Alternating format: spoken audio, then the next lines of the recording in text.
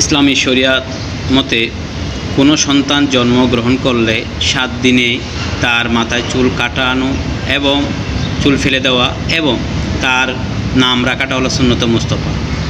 সেদিন সামর্থ্য অনুপাতে গরু, ছাগল, ভেড়া আল্লাহর ওয়াস্তে জবাই করে দিয়ে অসহায় মানুষ, আত্মীয় স্বজন মানুষকে খাওয়ানো, এটাই হলো আকিকা। নবী করিম সাল্লাল্লাহু আলাইহি সাল্লাম বলেন, যদি পিতামাতার উচিত যে সন্তানের আকিকা দেওয়া। এখন যদি কন্যা সন্তান হয় তাহলে 1টি ছাগল, এবং যদি পুত্র সন্তান হয় তাহলে 2টি ছাগল দিয়ে আকিকা দিতে হবে।